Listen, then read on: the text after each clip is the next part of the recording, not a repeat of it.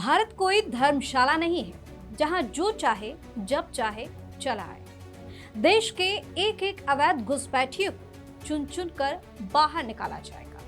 केंद्रीय गृह मंत्री अमित शाह की ये हुंकार अब सिर्फ एक बयान नहीं बल्कि देश का सबसे बड़ा और निर्णायक सुरक्षा अभियान बनने जा रही है।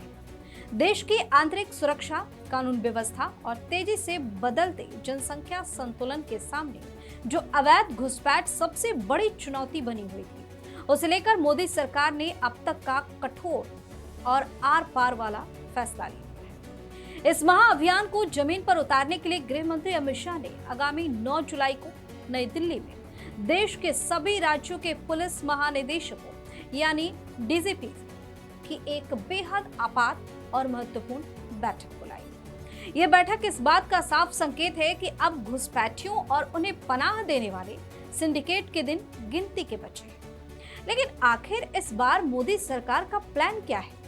कैसे पहली बार देश की तमाम बड़ी जांच एजेंसियां एक साथ मिलकर इस जाल को तोड़ने जा रही है, इसे समझना बेहद जरूरी है।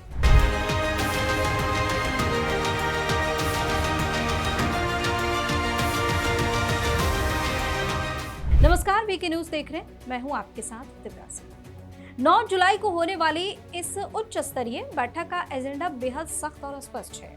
इसमें सिर्फ राज्यों की पुलिस ही नहीं बल्कि देश की सबसे बड़ी खुफिया और जांच एजेंसियां एक छत के नीचे आ रही हैं। बैठक में खुफिया bureau, IB, research and analysis wing, raw, national investigation agency, NIA, enforcement directorate, ED और बॉर्डर सिक्योरिटी फोर्स यानी बीएसएफ के शीर्ष अधिकारी शामिल होंगे।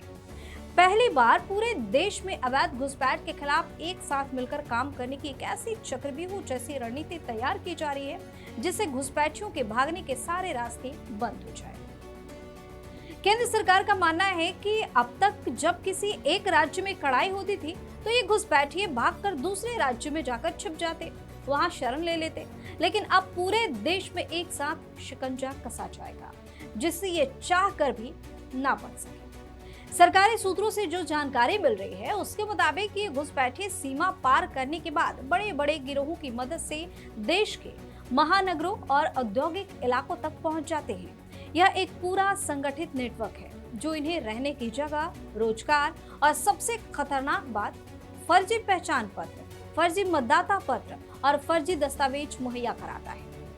अब यह पूरा जाल जांच एजेंसियों के सीधे निशाने पर है।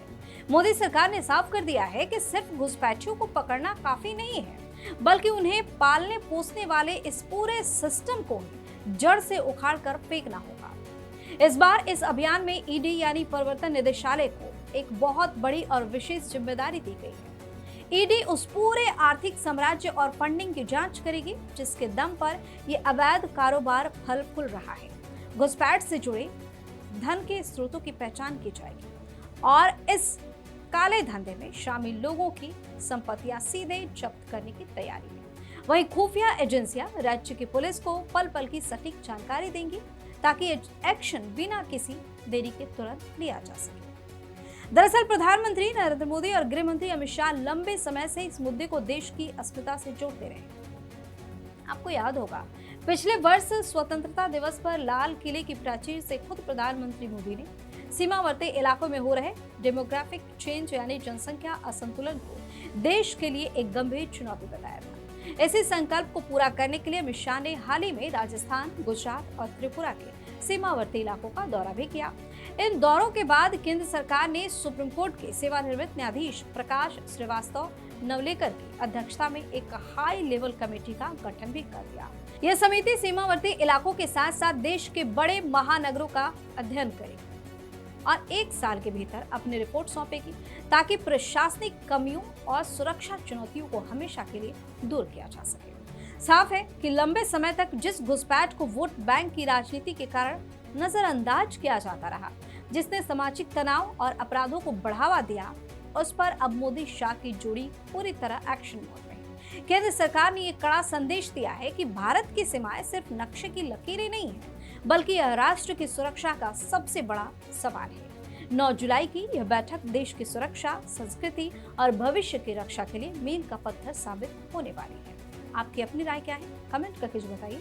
चैनल को सब्सक्राइब कीजिए, वीडियो को लाइक और शेयर करें। धन्यवाद। वीके न्यूज, राष्ट्र के नाम।